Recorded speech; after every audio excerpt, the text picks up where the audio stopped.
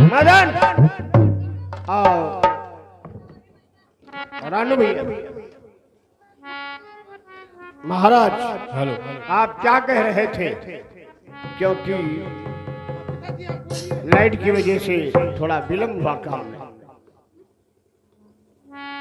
भानु सिंह, ये वसीयत आज तक मैंने संभाल कर रखा और अब ये वसीयत तुम्हारी है। इस राज्य के मालिक तुम हो, इसे संभालो। पिताजी, ये वसीयत आप मुझे दे रहे हैं, मैं लेने से इनकार नहीं हूं, लेकिन कुछ समय के लिए आप राजगद्दी पे बैठ जाइए और हम तीनों भाई आपस में कुछ सलाह कर ले। भैया मदन, देखो ये वसीयत पिताजी मुझे दे रहे हैं ना, लेकिन ये वसीयत मैं अपने राजी खुशी से मैं तुम्हें दे रहा हूं। अच्छा जो है मूड बना लेते हो और बातों में उठा लेते हो। अरे जब पिताजी को देना था तो क्या मैं उनके सामने नहीं था? वो हमें नहीं दे सकते थे? और ये कहाँ का नियम कानून है कि जिसका बड़ा भाई जिंदा हो, मौजूद हो, वो इधर उधर की दरबदर की ठोकर खाए और छोटा भाई सिंहासन में बैठकर राज चलाए? नहीं पिताजी जी, अगर उन्हें ऐसा करना होता तो हमें देते और आप यहाँ का राजा बनकर राज चलाए। अरे मेरी उम्र तो खेलने कूदने की है। हाँ और क्या, मुझे कोई हर्ज नहीं है। भैया रानू, देखो तुम मेरा छोटा भाई है ना, इसलिए ये वसीयत जो पिताजी मुझे दे रहे हैं, मैं ये वसीयत को अपने राजी खुशी से मैं अपने छोटे भाई रानू को देना चाहता हूँ। नहीं भैया, जब तक जिसका बड़ा भाई मौजूद है, छोटे से क्या जरूरत है? हमारा तो काम ही कॉलेज में पढ़ना और आपकी सेवा, आज्ञा का पालन करना। ठीक है, लेकिन एक शर्त है। बोलो। एक नहीं, हजारों। मैं बताऊंगा, बाद में बताऊंगा। पिताजी आप यहाँ आइए।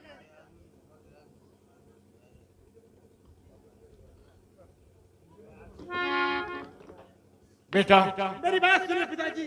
कहो, क्या कहना चाहते हो? और पिता आपका इस तरह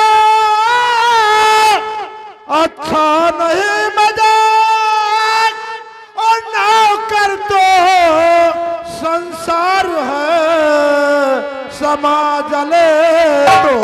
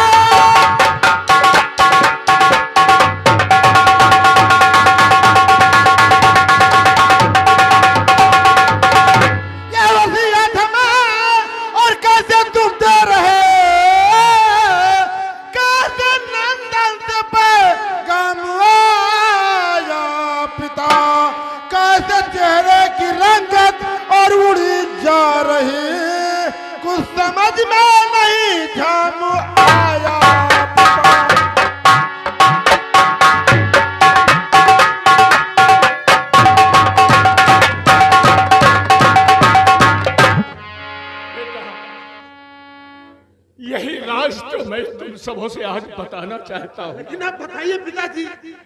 जिसे तुम अपना पिता समझते हो वो तुम्हारा पिता नहीं।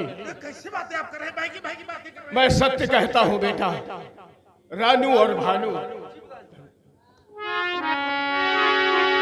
और रानू भानु तुम्हारा पिता मैं नहीं। राज दिलो सुनो और अब सुनाता हूँ मैं।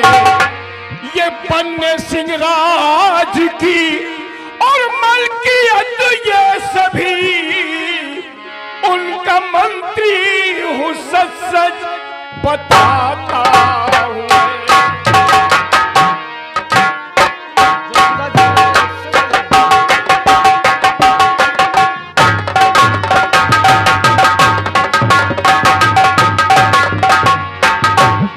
और साल 22 हुए, स्वर्ग को हो गए, उनके बेटे हो दोनों, बताता हूं मैं। तेरी माँ जब मरी और तब तुम नादान थे, तब से पाला खिलाता पिलाता था मैं।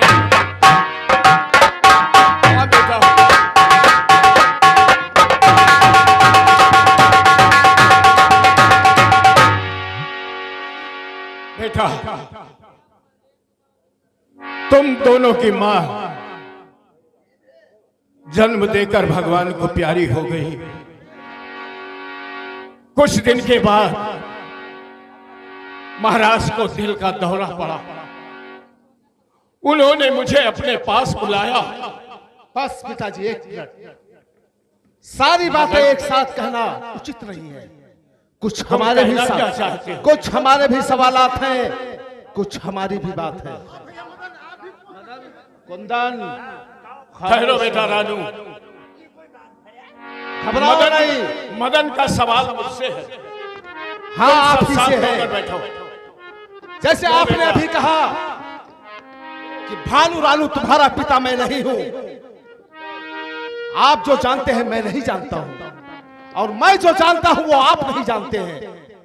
इसमें बात फंस गई है, पूछने की जरूरत है। और भानु रानू सके और दोनों भाई हुए, फिर बताओ पिताजी कि मैं कौन हूं, जबकि दोनों में नाता और भाई का है। मैं किसका हूं, मेरा पिता कौन है? जब आपने अभी बताया कि तुम दोनों सगे हो तो फिर मेरा बाप कौन है, मैं किसका बेटा हूं? मदन, अगर तुम ये जानना चाहते हो तो सुनो। तुम किसके बेटे हो, तुम्हारा बाप कौन है? तुम्हारा बाप एक सच्चा वफादार और ईमानदार तुम्हारे सामने खड़ा है। तुम मेरे बेटे हो, मेरे, और मेरा बेटा तू। मैं तेरा बाप हूं।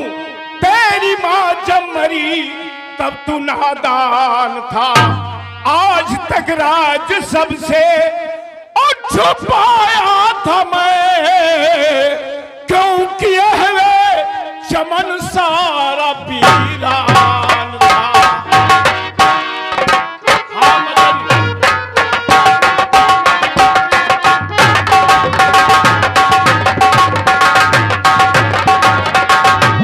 वाह यही तो मैं जानना चाहता था। वाह मदन, हाँ, यही मैं जानना चाहता था। साफ साफ शब्दों में कहो। नहीं, क्या कहना चाहते हो? कोई बात ऐसी होती है जो वक्त आने से पहले नहीं बताई जाती, जब उसका वक्त आता है फिर बताया जाता है। मैं बताऊंगा, आप अपना आगे का काम कीजिए। पिताजी, आपने इस राज को खोल करके हम तीनों भाइयों की दिल के अंदर एक दराज पैदा कर दिया, एक दीवार बनाकर खड़ा कर दिया। पिताजी, ये आपको नहीं ऐसा करना चाहिए। ये राज दिल खोल कर और पिता आपको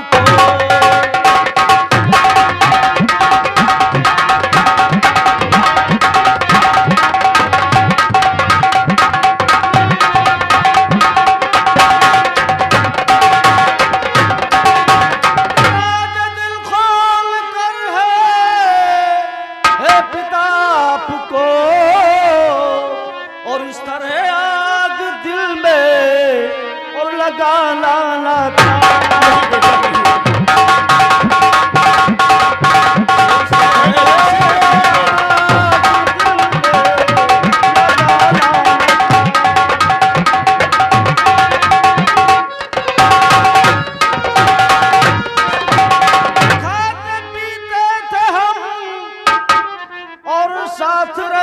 सदा और भेद को खोल कर गम गम बढ़ाना न था। भेद को खोल कर गम बढ़ाना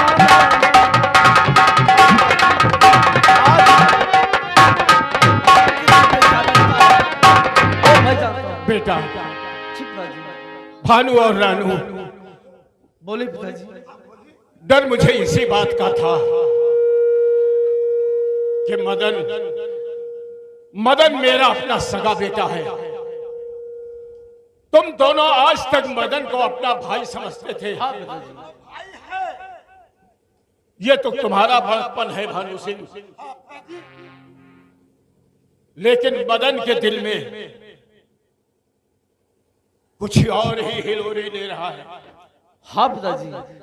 खैर कोई बात नहीं, मेरी भी ख्वाहिश थी कि इस राज को न खोलूं, किंतु सरकार के कानून को तुम जानते हो बेटा।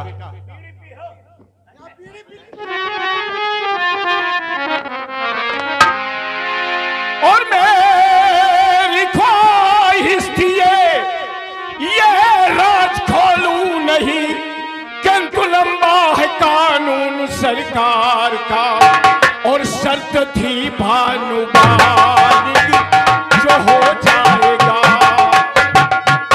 शर्त थी भानु बालिग जो हो जाएगा। ये वसीयत मिले हो सरकार का, शर्त थी भानु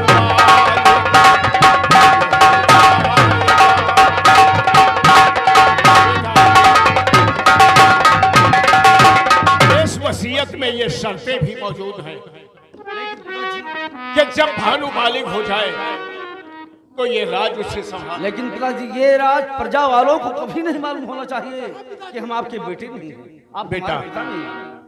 तभी मैं ये वसीयत ले सकता। अब तो ना जाने लंदन से वापस आकर मिले या नहीं। और अगर ईश्वर की कृपा हुई लंदन से मैं वापस आया तो तुम सब जैसा चाहते हो वैसा ही होगा।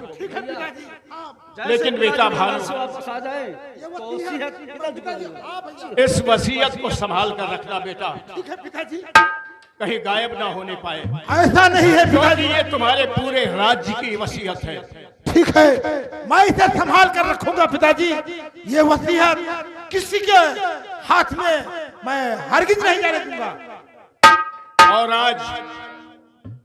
आज से मैं अपनी जिम्मेदारी का बोझ, प्रजा की देखभाल का बोझ, फरियादियों की फरियाद सुनना, आज से ये राज्य के वस्त्र तुम्हें देता हूं और आज के बाद इस राज्य को तुम चलाओगे।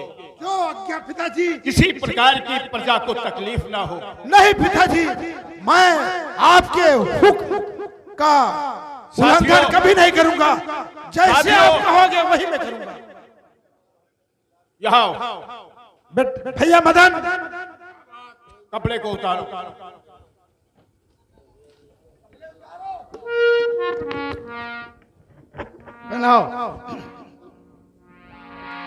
आज हमारे बड़े भाई भानु सिंह की फौरन ताजपोशी करो।